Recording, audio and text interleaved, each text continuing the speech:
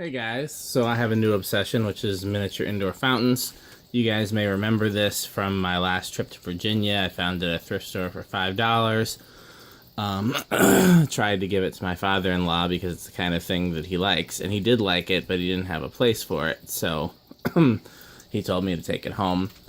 And I put it in the laundry room because since it involves water, I didn't want to put it somewhere with carpet or on wood or anything like that, anywhere where water would cause an issue. So that left the upstairs bathroom, and there wasn't really a good place to put it in there. The kitchen, and my wife would have killed me, or down here. And even though this seemed like the least practical place to put something pretty in this utility room, I put it in here. And it just kind of became part of my laundry room experience, and I liked it a lot.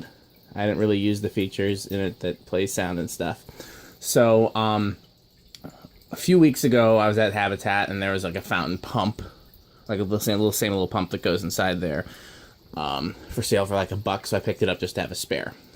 And a couple days ago, I came down here, and it wasn't working anymore. And I was like, is it out of water? What's happening? Is it clogged? It turns out that somehow a tissue had blown in there, probably from one of the ceiling fans, and gotten clogged in the pump. So I tried cleaning out the pump, because I didn't want to, throw away the pump that came with it if I didn't have to, even though I had a spare. And couldn't get it to work.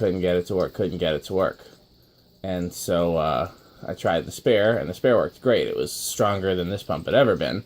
So I was like, okay, well, I have to figure out how to wire it, because this is a 12 volt pump, and the light's 12 volt, and the sound machine is 12 volt. And the new pump was 120 volt. So I decided that I was just going to bypass all the other electronics, put a 120 volt light in there, and use one of my LED bulbs, because I wanted to convert it to LED anyways.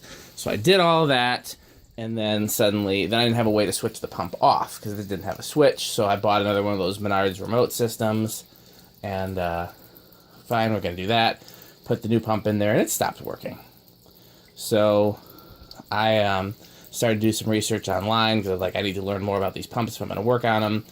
And let me just see how much this fountain costs, because I've gotten attached to it. Maybe if I'm going to replace it, how can I still get one? Couldn't find it. So I looked on Amazon to see what other fountains they had. And they had one that was a bestseller, and it was only $20. So I was like, well, I want to try that. So I ordered it, and couldn't really find any information on repairing the pumps, because they're just throwaway. Most people just replace them and throw them away. But I wasn't ready to give up. So I kept putzing with it, and I got both of them to work. I'm not sure how I did it. I had to run them outside of water and then submerge them in water partially, and then the pump would start to work, and then I would submerge it in water fully. And somehow that got it motivated to go again. And so I ultimately ended up putting the original pump back in it, because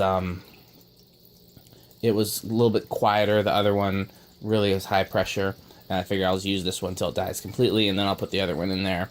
But I ended up keeping the LED conversion, so that's now LED. And so the one from Amazon was still coming, so I was kind of excited about that.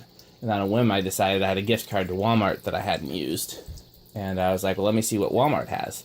And lo and behold, Walmart had several fountains. The website said they only had one in stock, but I went there and they had like a half dozen in stock. So I bought the 3 or so that I liked the best. So now there's 4 fountains in here, and the one from Amazon hasn't even come yet. So here's the next one. This was $10 at Walmart. So I'm not anticipating these will last. The instructions say you can't run them, 24 hours, and I'm planning on running them 24 hours while I'm around. So if they die, they die for $10 a piece. Oh well. But I don't want to have to worry about turning it on and off if I'm here. If I'm out of town, I'll turn it off permanently, while I'm gone. This is the same. Walmart had the same one as Amazon at the same price. So this is the bestseller on Amazon, $20. And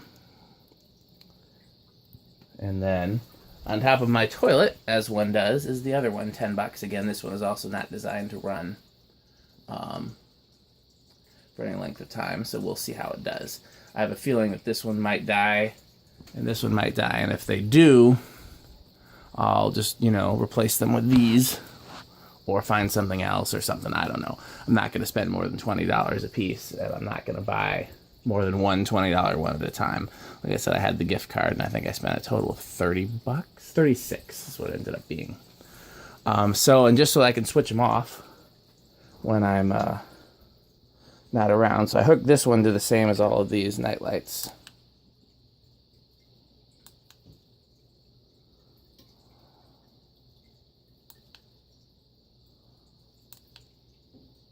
Okay, so I turn those night lights off, and that one turns off. And then I ended up using the Menards remote, which I think I put it in my remote drawer. Yep, there it is. So, number one is that one. Number two is that one. Number three is that one. And so, that way when I'm going to be gone overnight, I don't have to worry about unplugging all of them or, you know, going through a bunch of rigmarole. I can just, because it's one thing, if Nia and I are both going to be gone, I usually just turn off all the breakers except for the ones that are refrigerators and freezers and furnaces and stuff like that. And I don't know if you can see, the ones that stay on are marked with a dot. During the summer, I even turn off the furnace breaker, but during the winter, that's not advisable. But yeah, so if it's just going to be me that's going to be gone, I know she's not going to check the water level on these, and you don't want them to run dry. So I wanted to make sure I had an easy way to turn them all off when I leave. So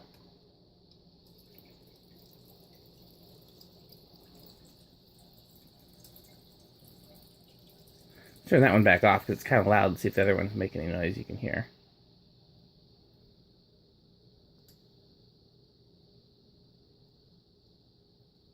A very faint little drip, drip, drip, drip, drip. Not much at all. This one's pretty loud. I don't know if I've actually showed you guys. You can actually adjust. You know what? I'm going to turn off the colored lights for now. Well, I'll leave this remote out. Why not? You can actually adjust. It might be hard to do this with one hand, so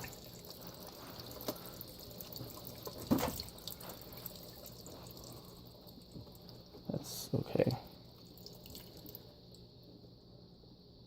So I can go all the way to off. The pump is still on, but it's just not letting any water up. Then I can let a gentle trickle down the back there. Gentle trickle. I'm just kind of increasing the water pressure till eventually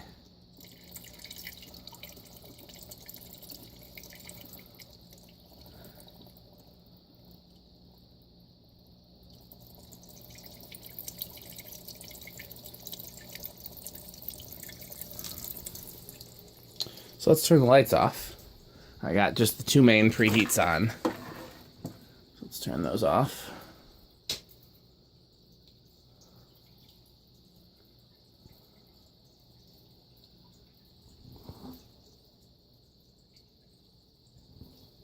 So this one looks the coolest in the dark, I think. That one looks pretty cool. That one you don't see. I suppose I could put it behind the water heater instead of in front, but I think it'd get buried. At least here you see it.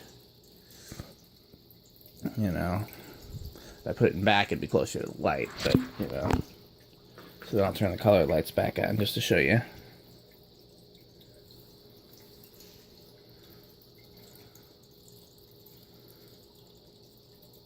I think we're going to go with colored lights off, though. Just out of curiosity, do I have the colored lights off in Abby's room? I mean, all the colored lights are on, but no, the bright ones are off in here. Okay. Well, that wasn't supposed to be today's project. Today's project was supposed to be working on the garage, which I did. But this was part of today's project as well. So thanks for watching. Ooh, I'm almost close to 10 minutes. When I get close to 10 minutes, I like to make it fully 10 minutes. So let's give the preheat folks something to smile at. Blink, blink, blink. Blink, blink, blink. Blink, blink, blink.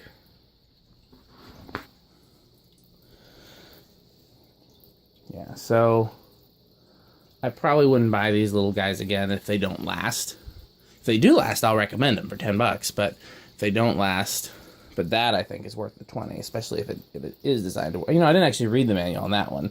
Maybe it isn't designed to work 24/7 either. I will read the manual. Yeah. I don't know. That one looks the cheapest, but it also fits under there the best. I feel like those like pipe things look really cheap. That one doesn't look bad. This one looks the least cheap, although I would put some more racks in it. You know, maybe I'll take some of the rack. If one of the other ones fails, I'll definitely put the racks in there. What's going on with this? Ah. Yep. Okay, thanks for watching.